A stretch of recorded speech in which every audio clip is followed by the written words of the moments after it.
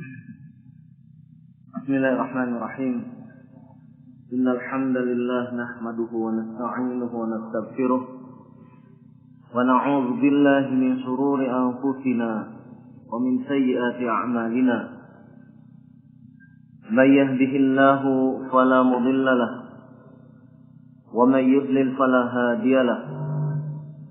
Ashhadu an la ilaha illallah wahdahu la syarika lahu وأشهد أن محمدا عبده ورسوله يا أيها الذين آمنوا اتقوا الله حق تقاته ولا تموتن إلا وأنتم مسلمون يا أيها الناس اتقوا ربكم الذي خلقكم من نفس واحدة وخلق منها زوجها وبث منهما رجالا كثيرا ونساء واتقوا الله الذي تساءلون به والأرحام إن الله كان عليكم رقيبا يا أيها الذين آمنوا اتقوا الله وقولوا قولا سديدا يصلح لكم أعمالكم ويغفر لكم ذنوبكم ومن يطع الله ورسوله فقد فاز فوزا عظيما أما بعد فإن أصدق الحديث كتاب الله وخير الهدي هدي محمد صلى الله عليه وعلى آله وسلم وشر الأمور محدثاتها فإن كل محدثة بدعة وكل بدعة ضلالة وكل ضلالة في النار. Ikhwah fillah a'azakumullah. Alhamdulillah, syukur kita panjatkan kepada Allah Subhanahu wa taala karena pada kesempatan pagi hari ini dengan izin Allah Subhanahu wa ta'ala kita dipertemukan di tempat ini dalam rangka untuk taqarrub ilallah dalam bentuk talabul ilm, mendekatkan diri kepada Allah Azza wa Jal dalam bentuk aktivitas menuntut ilmu syar'i.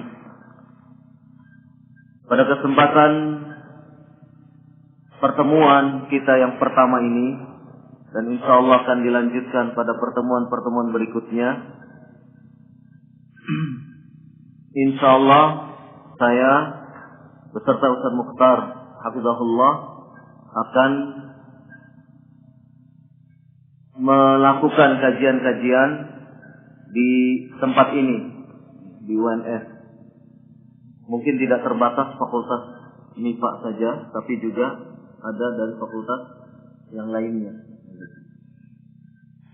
Tapi insyaallah sementara dipusatkan di Fakultas MIPA ini. Untuk saya sendiri, insyaallah pada Sabtu, setiap Sabtu pertama dan Sabtu keberapa? 135. Jadi untuk Sabtu ganjil setiap bulannya, insyaallah saya, kemudian Sabtu genap, Sabtu kedua dan keempat, Al-Ustaz Mukhtar hafizahullah. Adapun saya akan menyampaikan kajian kitab Ittihaful Uqul Bisyarhi Salasatil Usul. Kitab ini ditulis oleh Asy-Syaikh Al-Faqih Al-Allamah Ubaid Ibn Abdullah Ibn Sulaiman Al-Jabiri hafizahullahu ta'ala. Kitabnya sementara ini masih di fotokopi. Kemarin saya lupa terus membawa ke pondok sehingga Mas Ibnu tidak sempat untuk memfotokopi sesegera mungkin. Tapi sekarang insyaallah sedang di fotokopi tentang kitab ini, dan insyaallah kajian kita beranjak dari pembahasan yang ada di dalam kitab ini. Kitab ini merupakan kitab syarah dari As-Salasatul Usul yang ditulis oleh Syekh Muhammad bin Abdul Wahhab rahimahullah.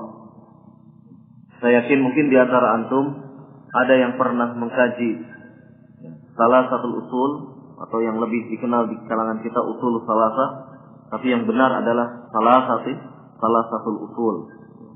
Tiga prinsip yang harus diketahui dan wajib untuk diamalkan oleh setiap muslim yang sudah aqil, sudah balik dan sudah mukallaf, terbebani oleh kewajiban menunaikan syariat. Kitab Salasatul Usul ini adalah kitab yang merupakan fondasi dasar mempelajari masalah i'tiqadiyah, masalah akidah. Karena di sanalah kita akan mengetahui apa yang seharusnya dan sesuatu yang wajib yang harus ditunaikan oleh seorang muslim yang sudah akil, sudah balik, sudah mukallaf, terbebani oleh kewajiban-kewajiban menjalankan syariat. Ada beberapa ikhwan untuk mencari kitab asli ini, tapi kitab ini memang sulit sekali didapatkan. Bahkan mungkin di Saudi ataupun di Yaman sendiri sulit untuk mendapatkan kitab semacam ini. Tapi alhamdulillah kita bisa mendapatkannya dan kita insyaallah akan mengkajinya. Kemudian karena waktu kita cukup untuk mengkaji dua kitab, maka sebagai tambahan dari kajian kita mengkaji kitab Al-Muyassar fi Ilmi Nahwi yang ditulis oleh Al-Ustaz Aceng Zakaria Ibnu Ahmad Garuti Al-Garut dari Garut.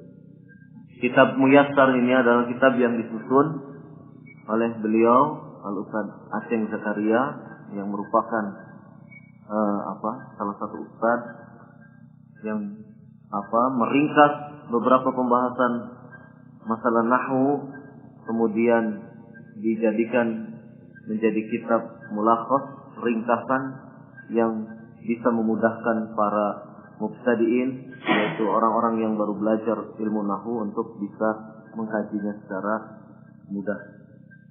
Sehingga dikatakan kitab muyassar, artinya yang dipermudah di dalam masalah ilmu nahwu.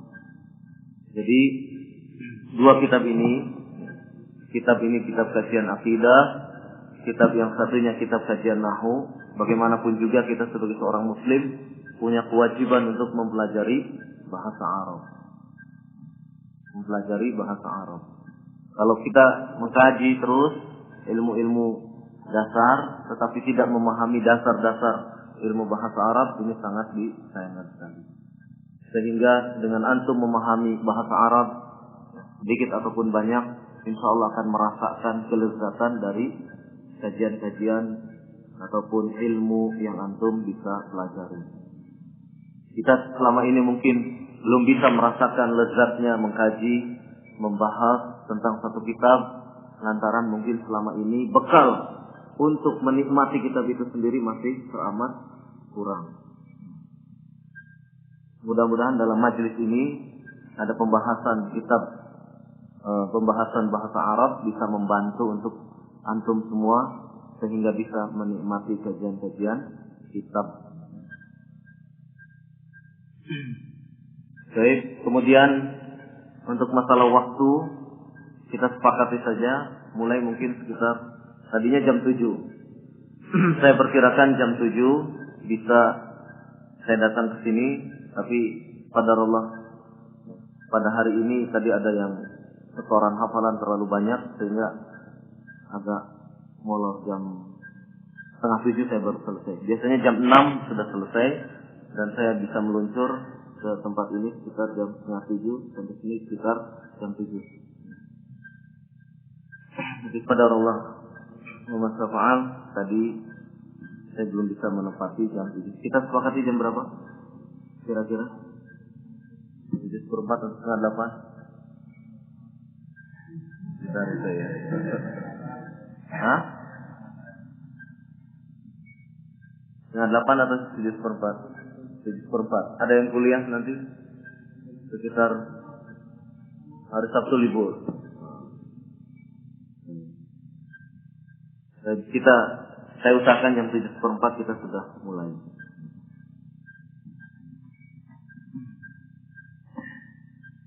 Kita pertama kita membahas istihaqul uqul. Sementara kitabnya belum datang, antum dengar, catat di mana ada yang perlu. Kemudian mungkin saya memerlukan papan tulis nanti untuk pelajaran. Bisa diusahakan.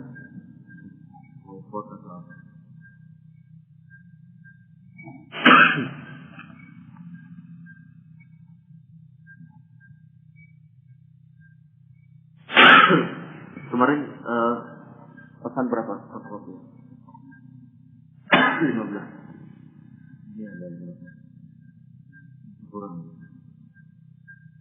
Pesankan lagi aja.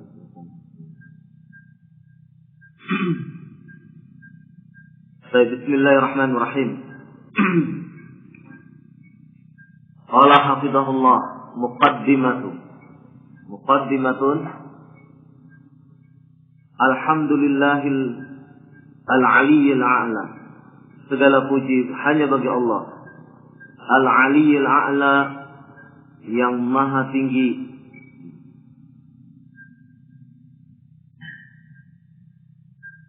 alladzi khalaqa fasawwa, yang telah menciptakan dan telah menyempurnakan, walladzi qaddara fahada, zat yang telah mentakdirkan, memberikan kadar kepada makhluknya, fahada, dan memberikan petunjuk. Lahu ma fis samawati wa ma fil ard. Bagi Allah lah segala apa yang ada di langit dan apa yang ada di bumi. Wa ma bainahuma, dan segala apa yang ada di antara langit dan bumi. Wa ma tahta thara, dan segala apa yang ada di dalam tanah. Wasi'a kulla syai'in rahmatan wa ilman, yang maha luas dari segala sesuatu sebagai bentuk rahmah dan bentuk ilmu. Wa qahara kulla syai'in, yang maha kuasa memaksa atas segala sesuatu, izzatan wa hikman, sebagai bentuk kemuliaan, kekuasaan dan hikmah. Wa ashhadu an la ilaha illallah wahdah la syarikalah, dan aku bersaksi bahwasannya tidak ada ilah, tidak ada sesembahan yang berhak untuk diibadahi secara hak, secara benar, illallah, kecuali hanya Allah saja, wahdahu, hanya dia Allah, la syarikalah, tidak ada pecundi, tidak ada sekutu bagi Allah subhanahu wa ta'ala. Lahul asma'ul husna, dialah Allah yang memiliki nama-nama yang baik, wasifatul ula, dan memiliki sifat-sifat yang maha tinggi. Wa ashhadu anna Muhammadan abduhu wa rasuluh, dan aku bersaksi sesungguhnya Muhammad adalah sebagai hambanya dan sebagai rasulnya. Wa arsalahu Allahu bil huda, yang Allah telah mengutusnya bil huda, dengan membawa petunjuk, wa dinul haq, dan membawa agama yang hak, yang benar. Yuzhirahu 'ala ad-dini kulli, agar menampakkan agama tersebut atas agama-agama yang lainnya. Wa kafa billahi syahida, dan cukuplah hanya bagi Allah sebagai saksi. Sallallahu alaihi wa ala alihi wa ashabihi wa sallama taslima mazida. Salawat serta salam semoga Allah curahkan atas nabinya dan atas keluarganya serta atas para sahabatnya dengan salawat serta salam yang sedemikian banyak. Amma ba'du, adapun setelah itu, fa hadza syarhun mukhtasarun li kitabin Nafi' al-Mafi' an-Nafi'. Wa hadza syarhun, dan inilah syarah ini, mukhtasarun, merupakan bentuk mukhtasar, ringkasan, lil kitabi, untuk sebuah kitab, an-Nafi', yang bermanfaat, al-Mafi' an-Nafis, yang elok dan bagus. Al-Mawsumu, kitab tersebut diberi nama Bisalasatil Usul, yaitu Salasatul Usul namanya. 3 prinsip. Lil Imam Mujaddid ad-Da'wati Salafiyyah fi muntasafil qarni tsani 'ashar al-Hijri, yang ditulis oleh Al-Imam Al-Mujaddid, pembaharu, Al-Mujaddid ad-Da'wah as-Salafiyyah, pembaharu di dalam dakwah as-Salafiyah, fi muntasafil qarni, pada pertengahan abad as-tsani 'ashar al-Hijri, ini abad ke-12 Hijri.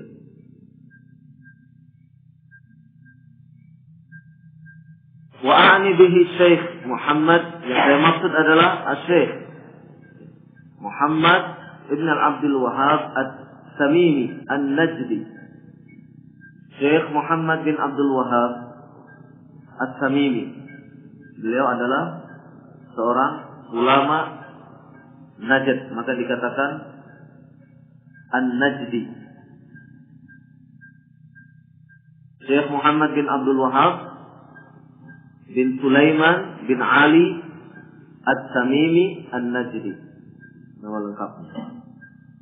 Jadi beliau adalah seorang ulama dari kabilah Tamim, Bani Tamim. Najdi adalah nama di mana beliau tinggal, yaitu di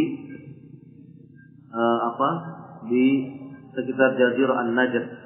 Jadi dulu sebelum ada pemerintahan Saudi, kerajaan Saudi, wilayah Arab terbagi antara Najd dengan Hijaz. Najd diantaranya Saudi, kemudian Yaman, Irak dan sekitarnya. Daerah Hijaz, Sam, Palestina dan sekitarnya. Rahimahullah rahmatan wasi'atan, yang semoga Allah merahmati dengan rahmat yang seluas-luasnya. Wa jazahullahu an ahli tauhid wa sunnati khairan ma yajzi bihi aliman an ummatihi. Semoga Allah membalas terhadap ahli tauhid, yaitu orang yang bertauhid dan dia berpegang kepada as-sunnah, dengan balasan kebaikan. Wa yajzi bihi aliman an ummatihi, dan apa-apa yang dia membalas dengannya terhadap seorang yang berilmu, yang seorang alim dari umatnya.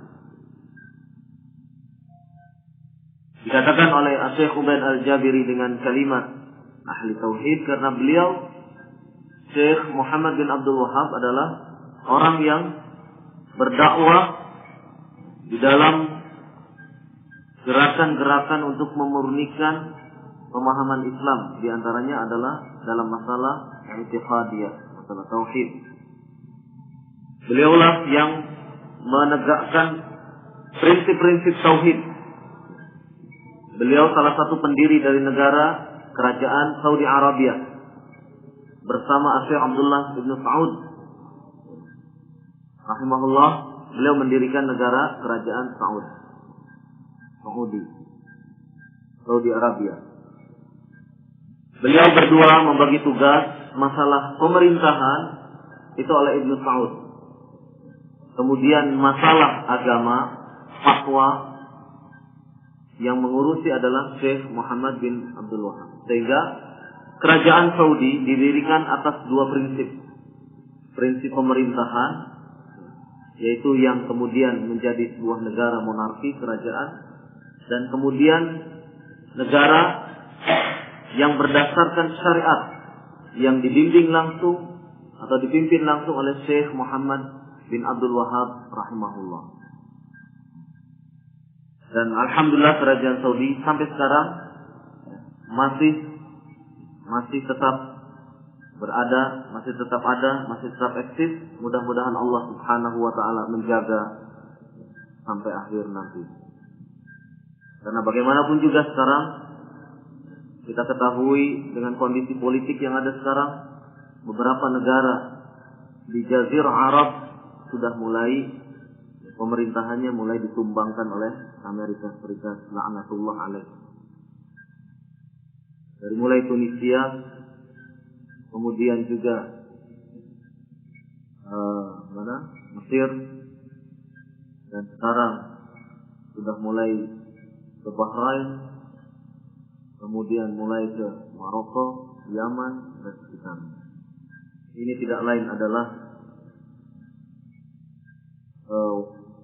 salah satu dari bahagian imperialisme Amerika Serikat untuk meruntuhkan, mengacak-acak negara-negara Muslim. Dan semua tipe untuk menggulingkan penguasa di satu daerah atau satu wilayah, satu negara, pola Amerika selalu sama, mainnya keroyokan. Itu gayanya Amerika. Untuk menurunkan Soeharto, menurunkan Soekarno, keroyokan. Rakyat Indonesia yang digerakkan. Menurunkan Soeharto, keroyokan. Rakyat Indonesia yang digerakkan. Menyerang Irak, keroyokan. Dengan mengumpulkan sekian banyak. Itu adalah pola Amerika yang tidak akan pernah Amerika berjuang sendirian. Karena memang mereka adalah negara penakut. Itu Amerika. Amerika itu bukan pemberani. Beraninya cuma di film Rainbow saja. Selain di tempat itu, Amerika adalah pengecut. Betul.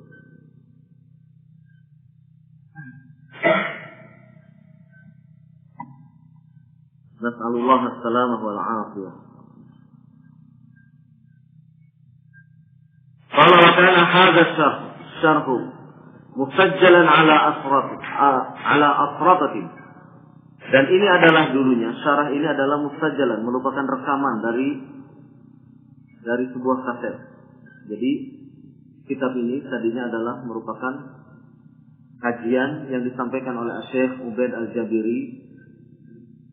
Kemudian kajian-kajian beliau direkam, dan setelah itu melalui kaset rekaman di transkrip. Waqad qama bi jam'ihi mashkuran tilmiduna wa sahibuna Abul Harith Muhammad ibn Ghalib ibn Hassan al-Umari al-Yamani. Kemudian atas kehendak daripada murid kami, sahabat dan sahabat kami, maskuran, terima kasih banyak, maka dikumpulkanlah rekaman-rekaman tersebut dalam bentuk transkrip. Siapa yang mengumpulkan? Abul Harith Muhammad ibn al-Ghalib ibn Hassan al-Umari al-Yamani. Antum sudah kenal? Sudah pernah mendengar nama ini? Abul Harith Muhammad bin Ghalib. Pernah mendengar? Pernah ke Indonesia? Pernah ngisi di Ngawi dulu. Waktu daurah masyayikh di Ngawi. Jadi pernah lewat Solo, lewat depan UMS ini. Betul, karena saya yang mengantar. Ke Ngawinya itu lewat Tawangmangu, nah, jadi lewat depan UMS ini. Ini beliau, Syekh Muhammad bin Ghalib bin Hassan al-Umari al-Yamani. Wa min thamma qama bi'ardihi alayya. Kemudian dari sana beliau menyodorkan hasil transkripnya itu, menyodorkan kepada saya. Fahazabtu minhu, kemudian aku menguranginya beberapa bagian. Wa zidtu alaih, dan aku menambahkan hal-hal yang perlu ditambahkan. Wa aslahtu minal ibarat ma ra'aitu anna islahahu muhimmun jiddan. Kemudian aku memperbaiki minal ibarat, beberapa ungkapan-ungkapan, ma ra'aitu, yang aku pandang, yang aku lihat, anna islahahu muhimmun jiddan, sesungguhnya memperbaiki ungkapan-ungkapan itu adalah sesuatu yang sangat penting sekali.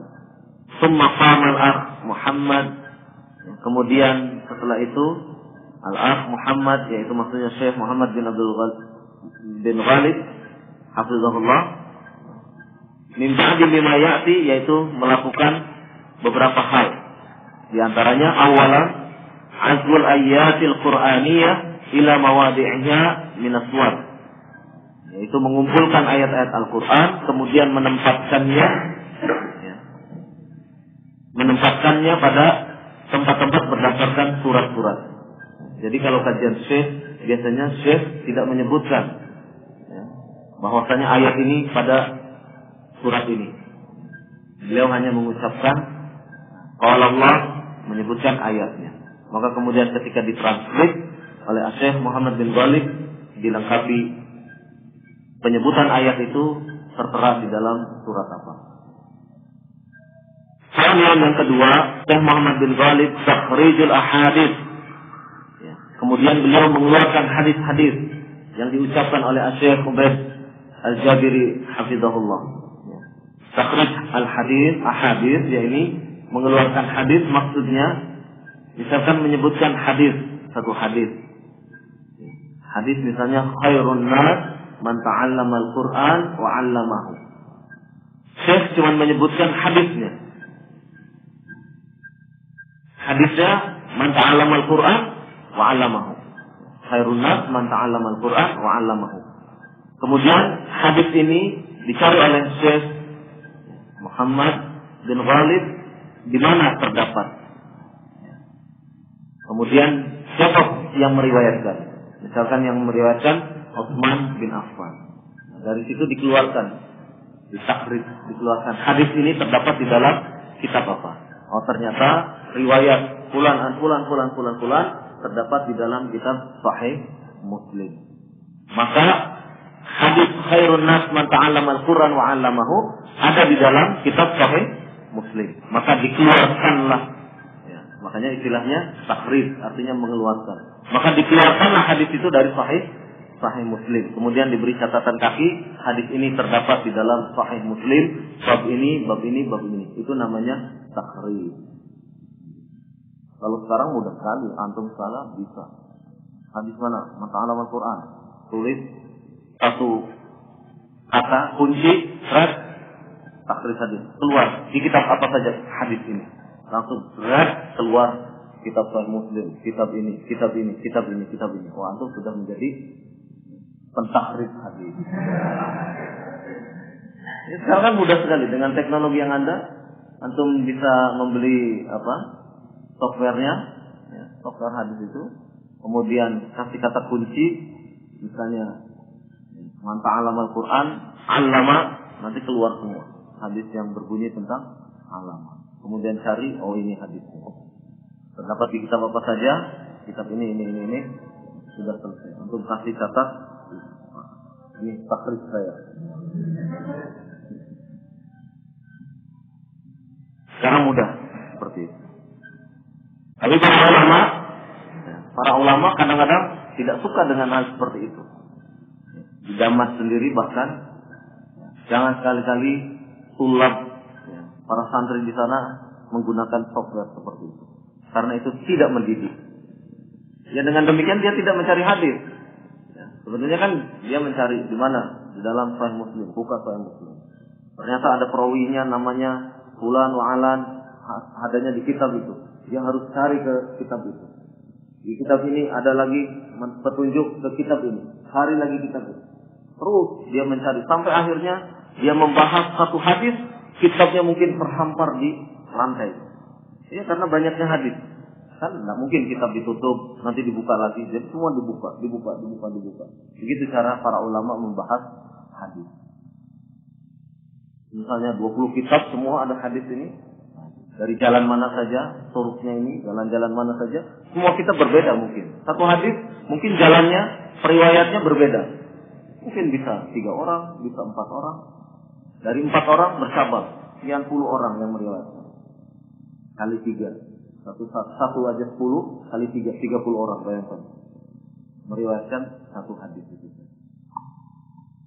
Sehingga untuk software memang mudah, tapi tidak mendidik. Itu namanya takhrijul ahadits. Bayanul hukmi 'alaiha. Kemudian menjelaskan tentang hukum-hukum 'alaiha yang terdapat di dalam kandungan hadis tersebut. Satu hadis bisa mendapatkan istinbatan, kesimpulan hukum yang demikian banyak. Seperti misalkan hadis yang tadi saya sebutkan, khairun nas man ta'allama al-Qur'an wa 'allamahu. Sudah berapa? Kalau kita mau tutup mata saja, itu kita minimal sudah mendapatkan 3 istinbat hadis dari satu hadis. Hadis yang pertama menunjukkan tentang sebaik-baik manusia. Itu. Sebaik-baik manusia adalah yang mau belajar dan mengajarkan Al-Quran. Yang kedua, hadis tersebut memberikan isyarat tentang perlunya belajar Al-Quran. Hadis yang ketiga memberikan isyarat tentang perlunya mengajarkan Al-Quran yang sudah dia pahami. 3 istinbat hukum dari satu hadis. Itu baru satu hadis. Ini hadis yang pendek. Belum nanti kalau hadisnya panjang. Berapa istinbat hukum, berapa faidah yang bisa kita dapatkan dari satu hadis. Ini oleh Syekh Muhammad bin Ghalib dijelaskan tentang bayanul hukmi 'alaiha, dijelaskan tentang hukum dari hadis tersebut. Tentunya di dalam catatan kaki nanti.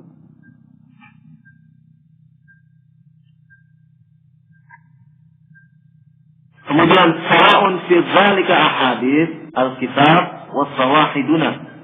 Kemudian baik hadis tersebut yang sudah ada di dalam kitab, artinya seperti tadi hadis Sahih Muslim itu kan sudah ada.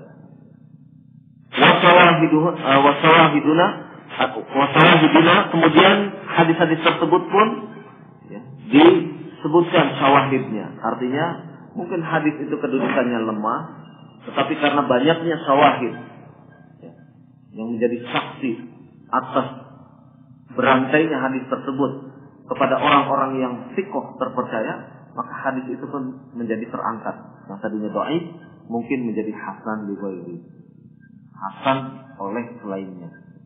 Tadinya hadisnya dhaif, tapi karena banyaknya orang yang meriwayatkan, jalannya juga banyak dari fulan, A, B, C, D, E, F, semua jalannya meriwayatkan. Tapi hadis ini ada masing-masing periwayatnya ini lemah. Tapi karena banyaknya yang meriwayatkan, sehingga hadis ini terangkat menjadi hadis tidak sampai kepada hadis yang sahih, tapi sahih secara kemudian artinya, tapi tingkatannya pada kedudukan hasan bisa. Maka di sini dikuatkan tentang syawahidnya. Salisan yang ketiga, Syekh Muhammad bin Ghalib rahimahullah meletakkan di dalam kitab ini wad'u fahrati, yakni meletakkan fahrah, meletakkan daftar isi. Karena di dalam ceramahnya Syekh Ubaid tidak ada daftar isinya. Ya kan? Namanya ceramah tidak mungkin ada daftar isinya. Maka daftar isi ini adalah hasil daripada karya Syekh Muhammad bin Ghalib hafizahullah. Lil tafsili wad'u fahrati tafsili lil mawdu'at, yaitu meletakkan fahrah, daftar isi secara rinci berdasarkan maudu'at, berdasarkan tematika, berdasarkan tema-tema judul-judul dari pembahasan. Allati istawahal kitab, yang terdapat di dalam kitab ini. Wasama itu, dan aku menamakannya Ittihaful Uqul bi syarhi Salasatil Usul.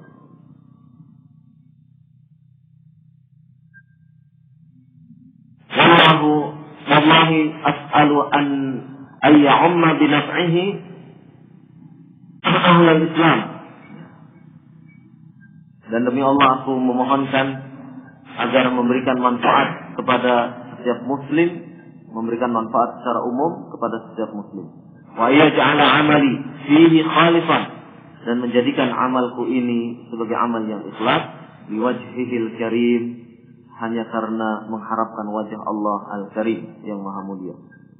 Wa ayyajzi sahibana Abul Harith khairan, dan semoga Allah membalas kepada sahabat kami yaitu Abul Harith dengan balasan kebaikan.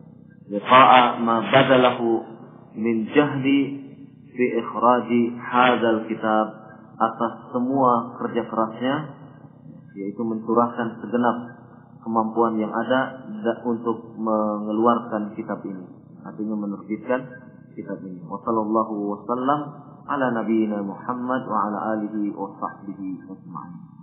Salawat serta salam semoga tercurah kepada Nabi kita Muhammad dan kepada keluarganya serta sahabatnya seluruhnya. Ini pengantar dari beliau Syekh Ubaid Al-Jabiri hafizahullah.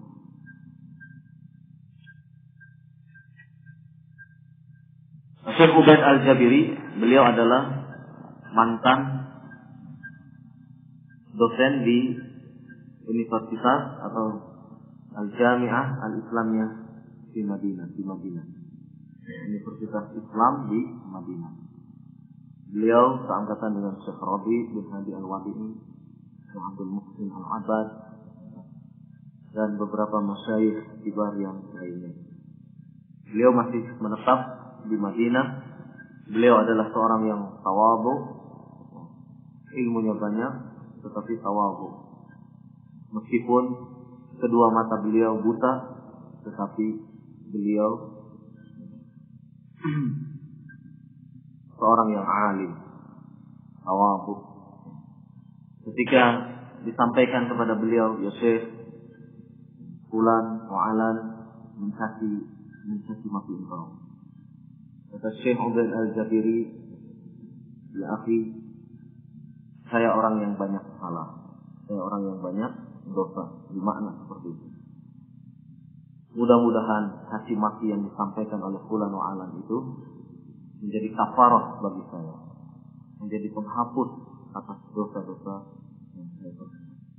Itu bentuk tawadhu'nya beliau. Lain dengan kita, kamu dicaci maki, mana fulannya? Suruh ke sini. Itu kan berbeda dengan kita. Berbeda seorang alim dengan yang tidak mengetahui ini. Seorang alim dicaci maki malah melihat positive thinking kan, husnudzon kan begitu. Oh ya, mungkin saya banyak salah, saya banyak dosa. Mudah-mudahan itu menjadi kafarah, menjadi penebus, menghapus dari dosa-dosa yang pernah dilakukan. Walaupun seorang Syekh Ubaid, seorang alim, seorang Syekh Al-Allamah, Al-Faqih, tetapi kan namanya manusia tetap tidak luput dari kesalahan. Dan beliau mengakui bahwasanya beliau banyak kelemahannya, banyak kesalahannya. Maka ketika ada yang mencaci maki, beliau mengatakan, mudah-mudahan itu menjadi kafarah bagi kita. Selesai. Tidak stres memikirkan orang yang apa yang mencaci maki. Kalau kita kan begitu, dicari, dirunut, pulang dari siapa? Dari ini kamu cerita dari siapa? Ini tadi sudah, akhirnya terus nggak berujung. Stres dia, tidak ketemu orang. Tapi dengan mudah-mudahan jadi kafarah bagi kita, selesai masalah. Tidak bertambah besar, tidak semakin membara, dan kita pun tenang. Karena al-jaza'u min jinsil amal. Setiap perbuatan itu pasti ada balasannya. Meskipun yang membalas bukan kita sendiri, bukan kayak begitu. Yang membalas bukan kita sendiri, tapi ada yang lain. Allah Subhanahu wa taala nanti yang akan membalas. Makanya jadi hidup seorang muslim itu santai saja. Disakiti, alhamdulillah. Ya, mudah-mudahan menjadi kafarah bagi kita. Kan begitu. Tidak langsung kita mencuat emosinya, maki-maki orang, kemudian menjelek-jelekan lagi orang yang dimaki-maki tersebut. Hidupnya santai tapi serius, serta.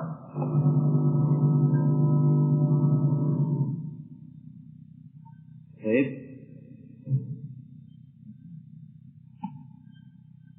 Sampai mukadimah dulu. Supaya kita nanti ada kitab pembahasan berikutnya. Ya.